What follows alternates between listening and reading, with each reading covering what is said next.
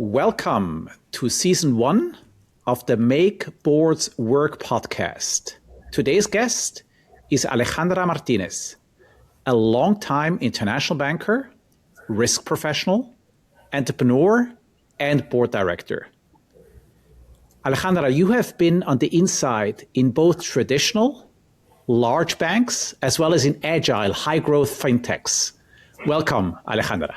Thank you very much, Mark. Thanks for the invitation. My pleasure. I look forward. You have a very deep professional background as a risk manager, as a risk professional. To what extent would you say is the board involved and instrumental in risk management, or better perhaps risk guidance from your experience? I believe that boards not necessarily need to be involved deeply technically, but they need to be able to discuss matters in a way to take risk as an element, not to adjust operations, product development, but also decisions within the board meetings and the committees. I find myself usually adjusting for risk all the decisions and the discussions we make during the board meetings, both in the banks that I have participated and also in the startups or scale-ups, which are the fintechs that I participate in right now. It is a bit different, the kinds of discussions, because as you may know, the startups and the scale-ups are usually in preliminary stages of forming the boards. They usually start with very strong committees and boards where the venture capital is represented, the institutions that are investing in the companies. And sometimes there not exist independent directors. It has to evolve to have a participation for independent directors to really work, because the view that the venture capital may have about the business and the growth may be very different of what we as independent directors provide, not only to the management, but to our colleagues in the venture capital and other members who are specialized in the operations and the development of the business for each company. So I believe it is very important. Risk is not a concept that needs to be followed by the business, but it is also present when you make decisions at the board level. Let me expand a little bit, or ask you to expand a little bit on that one. You mentioned that you kind of follow this risk optics for decision making. And sometimes I frame that as a board has a role in to what extent the company plays offense or defense, depending on the risk perspective.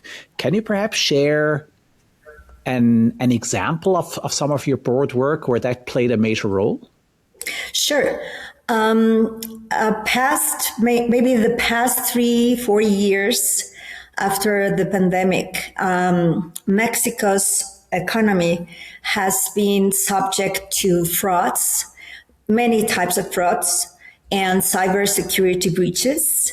So in that case, it has been, in general, a defensive strategy from the board perspective, because as you may know, the fraudster usually target those countries, companies, people who are less protected. So I believe that in the country, we started feeling this wave of attacks maybe 4 years ago. So it was a defensive strategy that needed to be established by the board, and being very constant in asking the management and the specialized areas to develop whatever was necessary, both in terms of infrastructure, technical or technological infrastructure, people, and also intelligence to be able to defend the environment, the company, the employees, our clients, our customers from these attacks. So the evolution came from a defense strategy overseen by the board, but also then it evolved to being on top of the kinds of patterns and new ways of committing fraud that we were experiencing. And it was not only in Mexico, but in Latin America and other countries also in the globe. So it it evolved from a defensive strategy and point of view of investing and getting every element that we needed to control and develop, and from the board overseeing what the management and the specialized areas were doing to prevent and resolve fraud, to and let's say more of an offensive in terms of building and designing different ways of not falling in the same position as to being the weakest element or the weakest company and country to be attacked by the fraudsters. So I believe it was an evolution from a defensive strategy to an offensive strategy. And we from the board had to make sure that the company had the resources to invest, to find the right people, because the people need to be not only operations oriented, but also data science and mathematicians and all these types of specialties that you need to really prevent and resolve fraud. And maybe just to follow up a little bit more, typically the CEO and her management team, his management team, they will know the business inside out. They're on the business 24/7. They're closer to the business than the board directors. So they have a good grasp. They have a firm grasp on market dynamics. So how exactly can the board be of value? Can support the management team in kind of assessing and take the right decision to when to switch from a more defensive stance to possibly play offense more, to kind of go risk on and really go for growth in such environment? How can the board play that role? Well, the first thing is from the board, we need to make the right questions about the capabilities and the status that the companies are. For example, I was appointed a chair of the cybersecurity of a company that I sit on the board for. And before taking that position, I asked for a diagnostic about what's the status of the company. So first thing, you need to know where you are standing. And so you need to, yes, you need to have a third party evaluation of where the company is at the moment. And then you need to establish a plan to make sure that you have taken care of all the elements that need to be there. So a third-party evaluation and plan design with the company and the management needs to be there, not only for cybersecurity, but also for fraud prevention. And this becomes important because then you know where you're starting. After that, you need to follow the plan in terms of investments, as I said, technological investments, people, and design of all the elements. And they are usually changing and updating very, very constantly and very rapidly. So you need to be aware that it's a big investment that you have to make, but also you need to balance between your risk tolerance such that you know how much you need to invest and how high you can tolerate the risk level that you're running. Because you could not if you would try to do the 100% investments that you require, that would be impossible. You need to define your risk tolerance, and that level would let you decide up to what point you keep investing and up to what point you either buy an insurance policy or you have I'm going to say probably the translation of what you eat the fraud. You have to eat the losses in some way or the breaches. Yes, the residual risk that you have to absorb, that you have to live with. Exactly. And but that's something that you need to decide from the first part. When you're already in the other side, when you are in a stable position, both in risk or cybersecurity, then you need to make sure that you do not fall in a comfortable position, because it happened that in one of the companies, we fell in a comfortable position and we had or discover, which is usually the case, you discover a breach that happened several years ago. So at that moment, when you're in a comfortable or you reach your comfort zone, you have to be very keen in asking more questions and not being content on what the report of the management or of the specialized areas are. You need to keep asking the question, and you need to keep asking, how are you updating your capabilities? What kind of new technology is out there? What type of partners are you looking at? Who is your specialized third party aware, and who informs you of the breaches or the patches or whatever is happening out there? So you really need to be not forgetting and not be, do not be, let's say, be skeptic about the situation, and don't fall in your comfort zone when you believe that you have covered it all, no? In the sense that a bit of paranoia can be very healthy. A little bit, right, right. Because the teams get tired, and you also have to take care of your teams, and you need to comfort them when breaches happen, to make sure that they are okay, so that they are their best to continue working in solving the solution. Mm-hmm. Also, those lines, you mentioned quite a few times now that it's important to ask questions, to ask the right questions. But sometimes if you ask many questions as a board director, as a board member, the people in the executive roles, in the operational roles can get a bit tired, right? So how do you balance that notion of being persistent versus not putting too much stress on the organization? Well, the way that I've done it, and I believe that has worked, is I make the questions, but then I offer my support. And that requires that I be available to meet with them for any questions they may have, to have them show me their advancements. So it implies not only that I read the materials and ask the questions and get to the meetings with my colleague board directors or the committee members, but also that I spend time with both the CEO and the CISO or the CTO or the operations head, the COO, because so you need to be like what they call friendly fire. So you need to, they need to know that you're on their side, that you're supporting them, that you would be asking the questions. Right? Yeah, I love that. Sometimes I say, for me, that the most concise definition of board work is support and challenge. And I think what you just described is you challenge, but then you also support, you offer support, and you actively support. Exactly. And they believe that they speak with you the same language, that you understand them, first of all. Yes. And secondly, that you would be there if there is something that did not go on time, or that didn't come out with a good result. So I believe it's more of a work of getting close to the management, the specialized people, and also to talk about whatever proposal or problem arise between the board meetings with your director colleagues. Yes. Another thing that I picked on that you mentioned is that, in an early stage company, a tech company that possibly is venture backed, very typically you have a founder or maybe two co-founders, as well as the investor, one or two VCs on the board. And you mentioned the importance of having an independent board member, possibly independent board chair person, that really makes a huge difference. May I ask you to elaborate a little bit on that? Sure.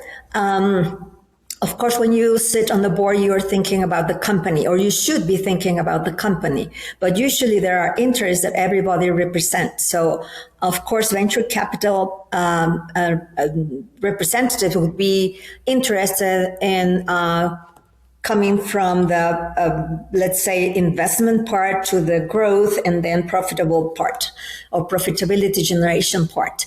Not only growth, but profitably growth generation. So when you're an independent director, what you bring is not only the representation of the shareholders' interest, but also your collaborators, your employees, or the employees of the company, your clients or customers, your vendors, and authorities, either regulation or associations or market associations. So I believe that as independent directors, we have the freedom and the responsibility to bring all those matters into the boardroom.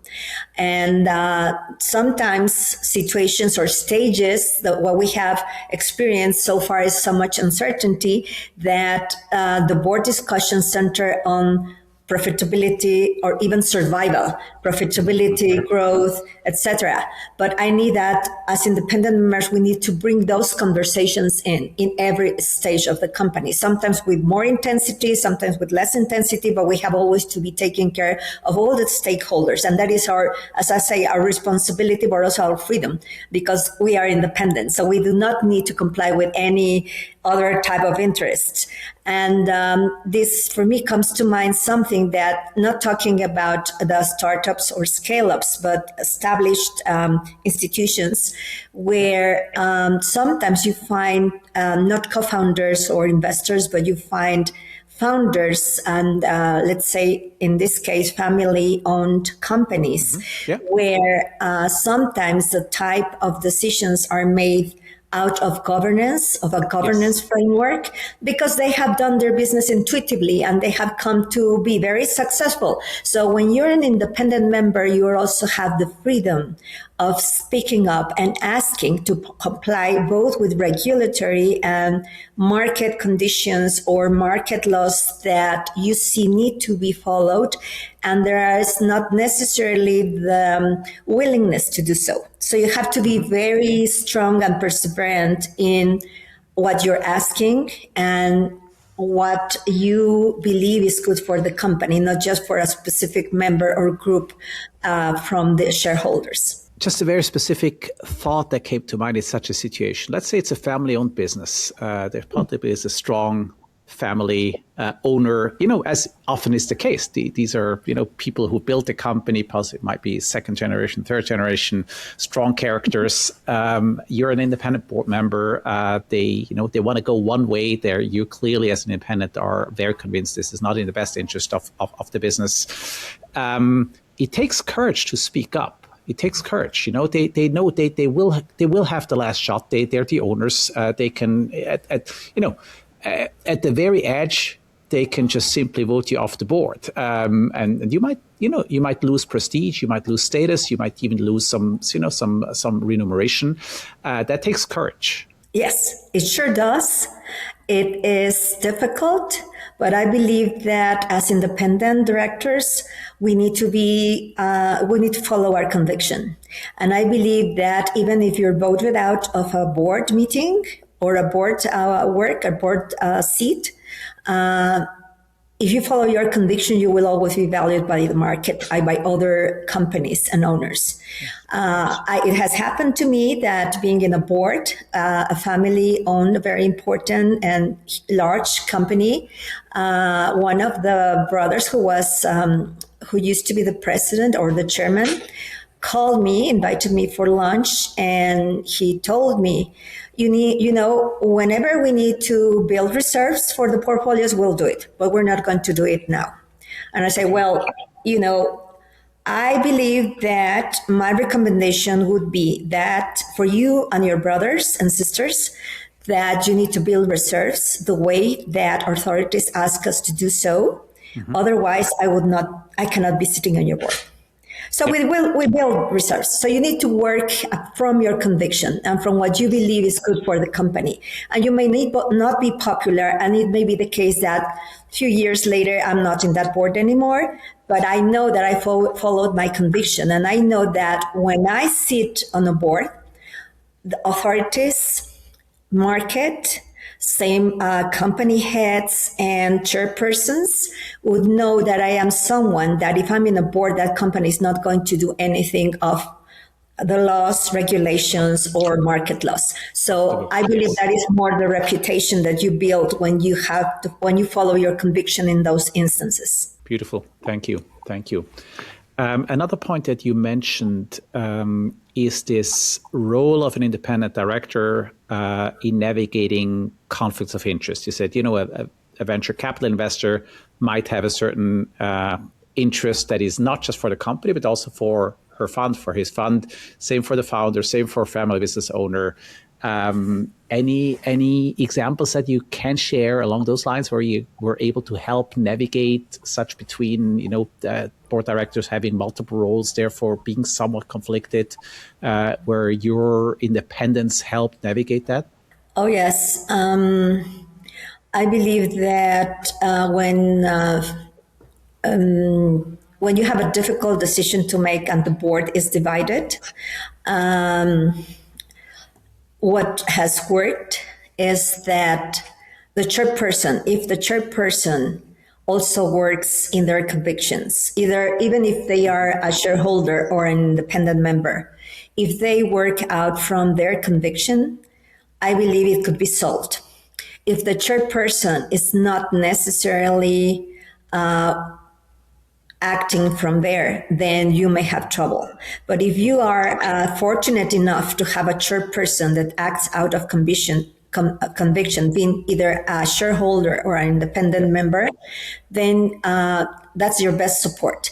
And the instances where I have had conflict of interest, I always recur privately before the board or after the board meeting, or even in the meeting. I ask for support and I ask, what do you think, chairperson?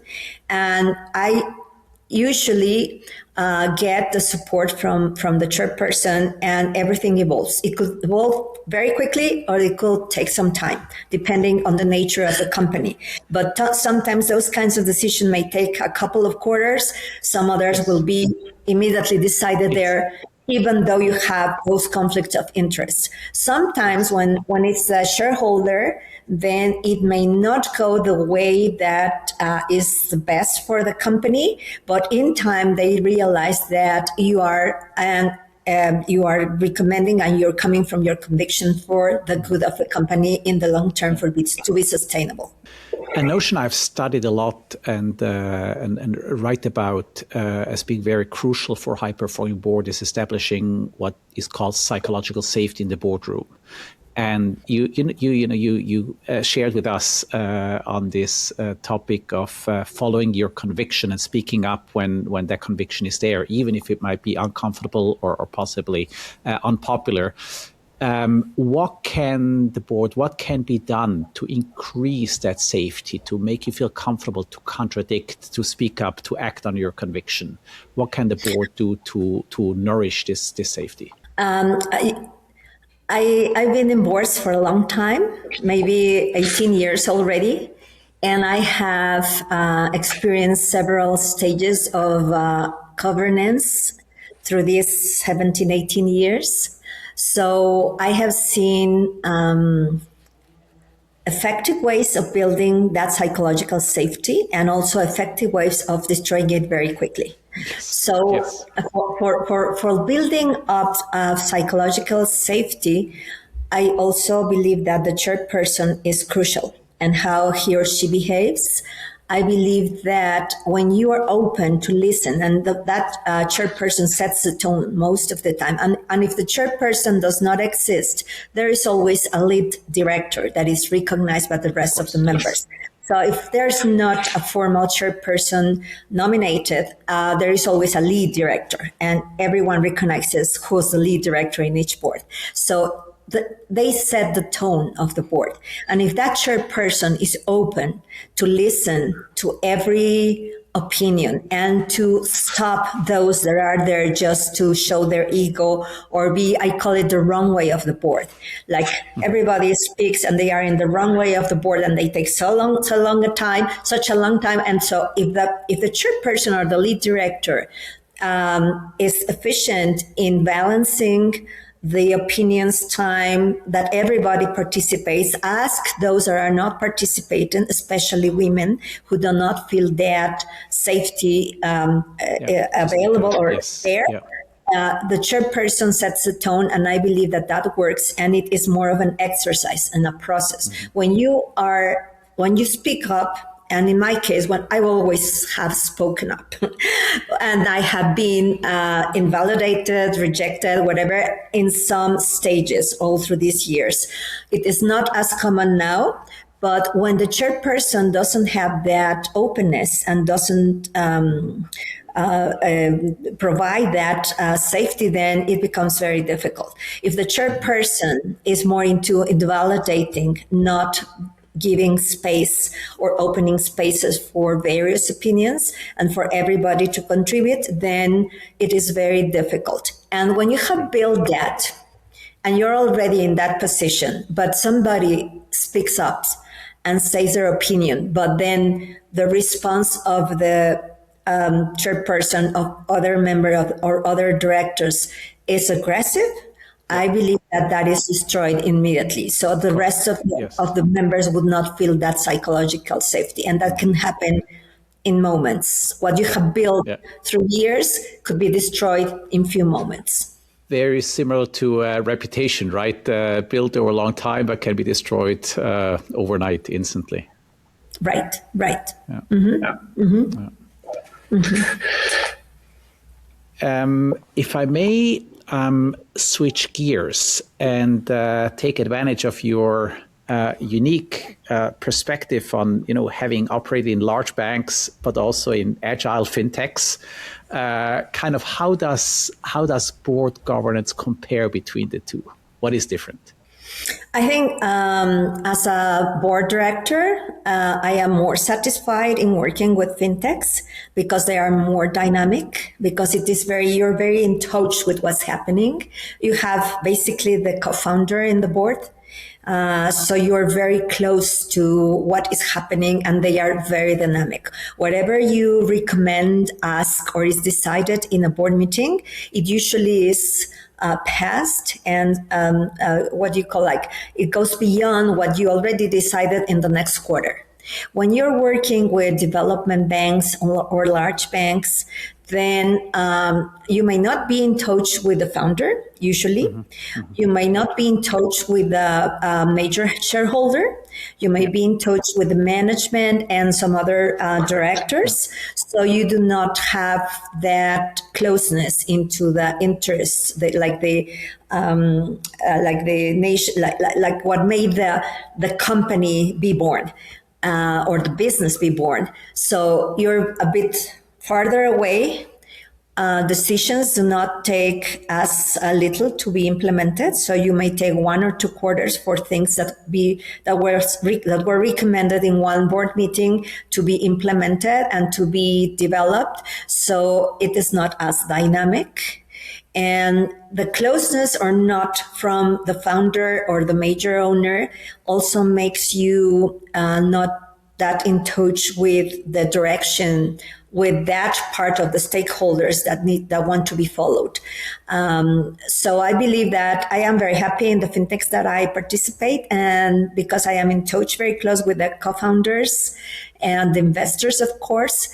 But sometimes it's a bit frustrating with large entities where you have a strong participation in the decisions of the management and related board members.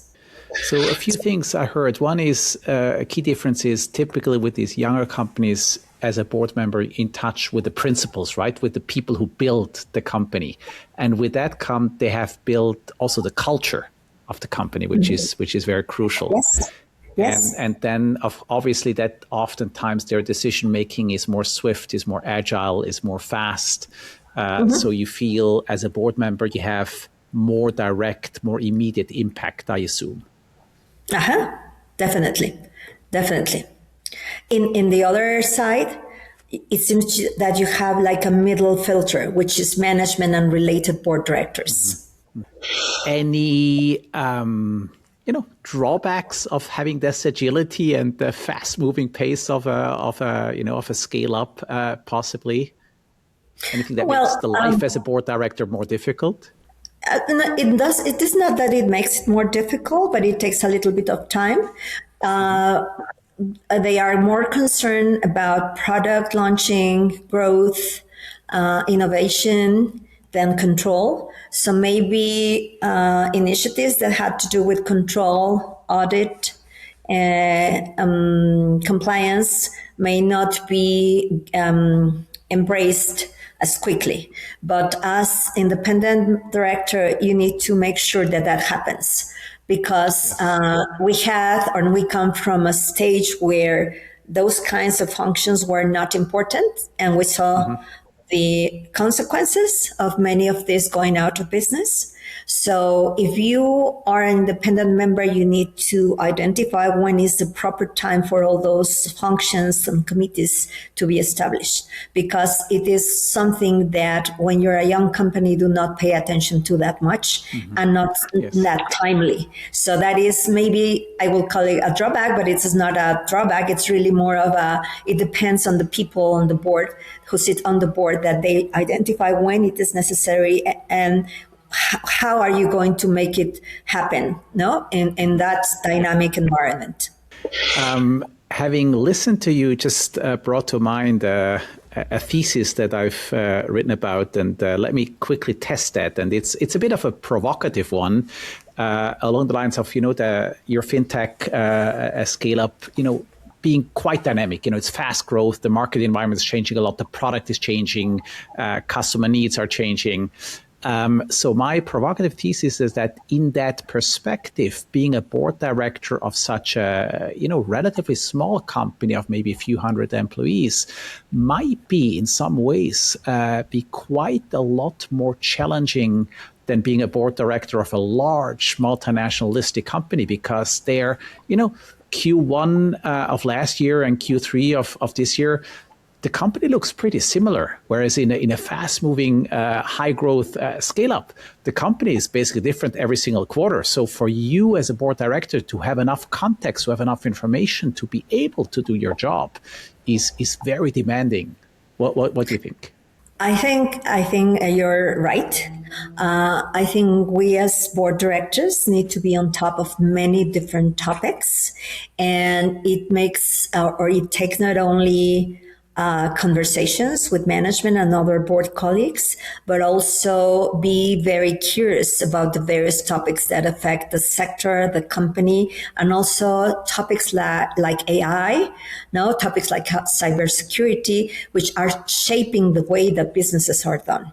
Because you say right now, when you mention several hundreds people, now what I have heard is that there is no more recruiting unless AI cannot do it. So we need to think about maybe our idea of size of companies, not with number of people, but complexity, and that mix of functions performed by humans and performed by AI agents, which I believe poses a new challenge to board members to understand that situation, to learn about it, and to be able to make the additional questions, the new questions that you need to make to the management to make sure that they are involved, that they are considering it, or they are already implementing. For example, in the financial sector, in the part of analytics, which is where I finished my career in the banks here in Mexico, we have always worked with AI, usually since the 90s. Probably we've worked with AI engines. But right now, AI is not only for analytics, for credit decisioning or such. It is really for every process in the company. And we need to make sure that we're embracing it properly, safely, and that we are having the right balance between what AI can do and the humans that are in charge of making that work, which are a different type of people, which are not only mathematicians, physicians, PhDs in data sciences, but also people who know about the business. And the board there becomes very important because you are the ones who are providing the experience. You may not be as good as building agents, but you need to know that the people in charge of the AI developments and implementation know about the business. Because if you make the mistake of just having technicians, then you could destroy your business very quickly. Yes. Yeah. The prospect of, often written about the one-person billion-dollar company, right? Right.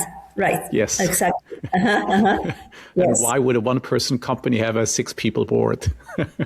Exactly. Well, there you go. Exactly. Before I get to my last question, Alejandra, is there something that you'd like to share that we have not touched upon? Maybe the balance and the types of members of the board. I'm going to start with what is really one of my life purposes, which is really, I am very moved by justice in general, fairness, not justice, fairness Yes. in general.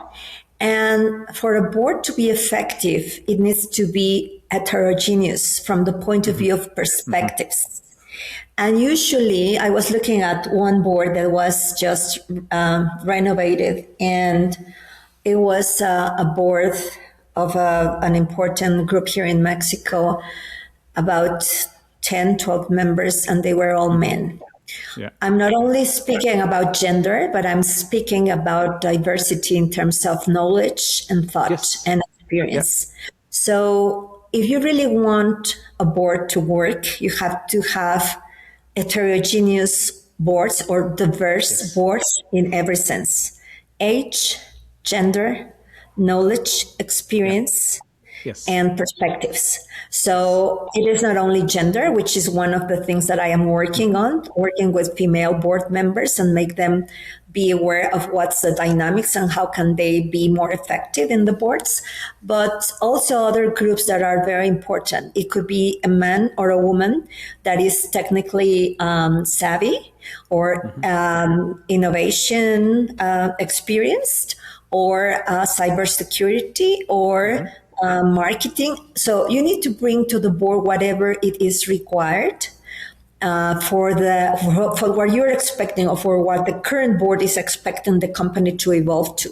But you need to make sure that those people are embraced, and as you mentioned before, feel the psychological safety to be able to provide their opinion and recommendations. So their decisioning is important from their point of view, and providing their service into the decisioning that is made in the board meetings, I believe is crucial for the board to be thinking about the future of companies and really being a guide for the sustainable growth and profitability of every business.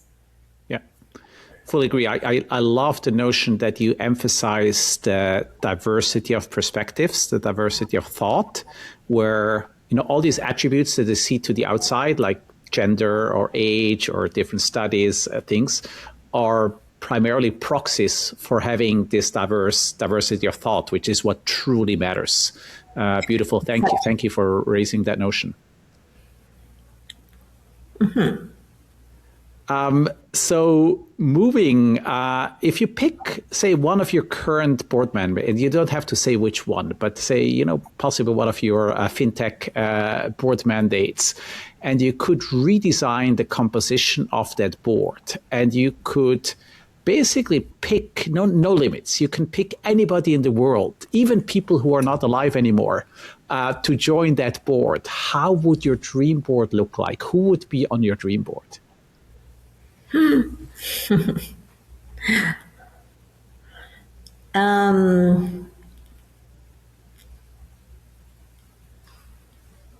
Well, I definitely would pick another woman, because I am usually one of few women.